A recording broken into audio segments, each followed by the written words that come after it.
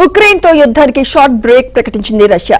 72 గంటల్లో కాల్పులు విరమిస్తున్నట్లు రష్యా అధ్యక్షుడు వ్లాదిమిర్ పుతిన్ ప్రకటించారు. మే 8 నుంచి 3 రోజులు కాల్పులు ఆపేయాలని రష్యా సైన్యాన్ని ఆదేశించారు. రష్యా 80వ విక్టరీ డే సందర్భంగా ఈ నిర్ణయం తీసుకున్నారు.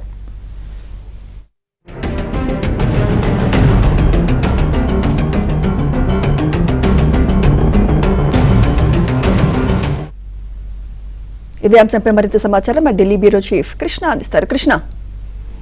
సుమిత్ర, రష్యా అధ్యక్షుడు పుతిన్ ఉక్రెయిన్ పై మే 8 నుంచి 10వ తేదీ వరకు కూడా తాత్కాలిక కాల్పుల విరమణను ప్రకటించారు. రెండవ ప్రపంచ యుద్ధంలో నాజీ జర్మన్ పై సోవియట్ యూనియన్ విజయం సాధించిన 80వ వార్షికోత్సవాన్ని పురస్కరించుకొని ఈ నిర్ణయం తీసుకున్నట్లుగా ప్రకటించారు. ఈ కాల్పుల విరమణ మే 8 అర్ధరాత్రి నుంచి మే 10 అర్ధరాత్రి వరకు కూడా అమల్లో ఉంటుంది. ఉక్రెయిన్ కూడా ఈ కాల్పుల విరమణను గౌరవించాలని రష్యా కోరింది. అయితే ఉక్రెయిన్ దీన్ని ఉల్లంఘిస్తే తగిన ప్రతిస్పందన ఇస్తామని కూడా హెచ్చరించింది రష్యా. ఈ కాల్పుల విరమణ ప్రధానంగా రష్యా యొక్క చారిత్రక విజయ దినోత్సవాన్ని పురస్కరించుకొని ప్రకటించబడింది. అయితే ఇది మానవతా కారణాలపై కూడా ఆధారపడినట్లుగా పరిశీలకులు చెబుతున్నారు. గతంలో పుతిన్ నిరాకరించిన నిర్దిష్ట కాల్పుల విరమణలకు భిన్నంగా ఈ ప్రకటన ఉంది. రష్యా ఉక్రెయిన్ పైన పూర్తి స్థాయి దాడిని 2022 ఫిబ్రవరిలో ప్రారంభించింది.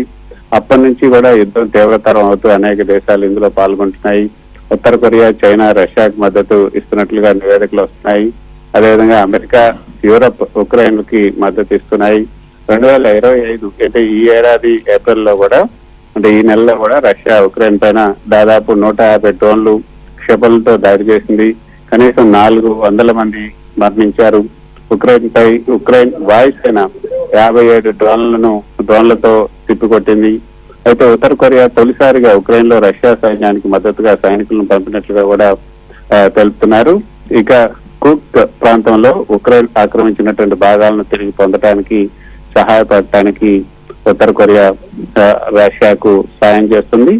ఇక ఈ నెల 24న రష్యా కీవ్ పై క్షిపణి దాడి చేసింది. ఇందులో 12 మంది మరణించారు, 90 మందికి పైగా గాయపడ్డారు. ఈ దాడిలో ఉత్తర కొరియా తయారు చేసినటువంటి KN-23 క్షిపణి ఉపయోగించారు. ఇక ఏప్రిల్లో నెల మొత్తంగా కూడా ఉక్రెయిన్ పైన స్ప్రింగ్ అఫెన్సివ్ ప్రారంభించింది రష్యా.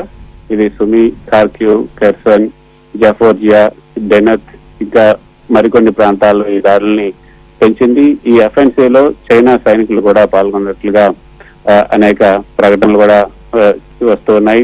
ఈ పరిణామాల మధ్య అమెరికా అధ్యక్షుడు డొనాల్డ్ ట్రంప్ రష్యా అధ్యక్షుడు పుతిన్ ను దాడులను ఆపాలని కూడా పలుమార్లు కోరారు. ఉక్రెయిన్ అధ్యక్షుడు జెలెన్స్కీ క్రిమియా ప్రాంతాన్ని రష్యాకు అప్పగించవచ్చని కూడా సూచించారు. అయితే జెలెన్స్కీ మాత్రం ఉక్రెయిన్ భూభాగాన్ని అప్పగించడానికి నిరాకరించారు. ఈ నేపథ్యంలో రష్యా ప్రకటించినటువంటి తాత్కాలిక కాల్పుల విరమణ యుద్ధ తీవ్రతను తగ్గించడానికి, మానవతా సహాయ కార్యక్రమాలకు అవకాశం కల్పించడానికి, శాంతి చర్చలకు మార్గం సుగమం చేయడానికి ఒక ప్రయత్నంగా ఉండే అవకాశం ఉంటుందని పరిశీలకులు భావిస్తున్నారు. Sumitra. Right, thank you Krishna.